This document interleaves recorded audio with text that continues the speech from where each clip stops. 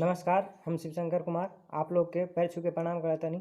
और हम मगहिया बेल्ट से बानी तो थोड़ा भोजपुरी कम आवेला, तो हम माफ़ी चाहब कि भोजपुरी अच्छा से ना बोल सकीला। तो धीरे धीरे प्रैक्टिस करब कि भोजपुरी हम अच्छा से बोल सकी। चलिए बिहार चुनाव पर एक गाना लेके आयल बानी, तो हम रउआ लोग के सुनावत हूँ। ठीक है। चुनिहा सरकार भैया सपना साकार करके ले अइहा। चुनिहा सरकार भैया सपना साकार करके ले अइहा। गमछा में बांध के बिहारला बहार भैया ले अइहा। गमछा में बांध के बिहारला बहार भैया ले अइहा। चुनिहा सरकार भैया सपना साकार करके ले अइहा।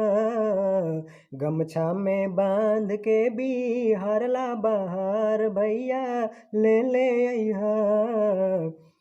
शासन पर शासन के रखी है तू लाज हो। 2005 भैया कर ली है याद हो। शासन पर शासन के रखी है तू लाज हो।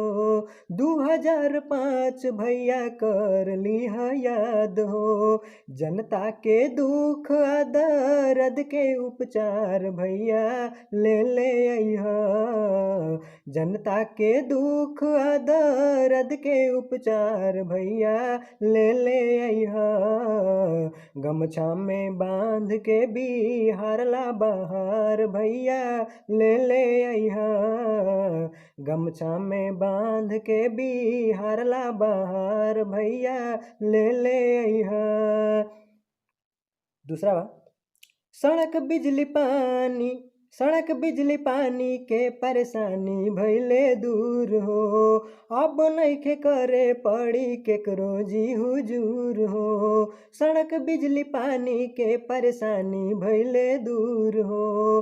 अब नइखे करे पड़ी केकरो जी हुजूर हो। जाए न पावे भैया शासन के हुकार तनी ले अइहा।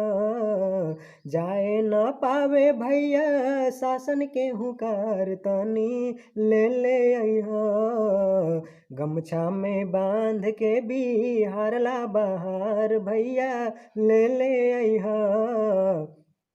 अच्छा, एक हम लाइन के गईनी कि सड़क बिजली पानी के परेशानी। आज बिजली 24 घंटा बा और बहुत सारे लोग झूठ कहत तानी कि बिजली नइखे, बिजली कहाँ बा। तो जो लोग 2005 के बिजली के याद है उनका कि 2005 के पहले बिजली के का स्थिति रहल उ सब के पता बा। और जे झूठ जैसे कुछ राजनीतिक पार्टी होला जे झूठ के पुलिंदा बना के अपन प्रचार करके चाहे कि फिर सरकार में आ जाए। तो आप लोग जाना तानी कि कौन सरकार बेटर बा कौन खराब बा। तो अपन वोट के सही उपयोग करी।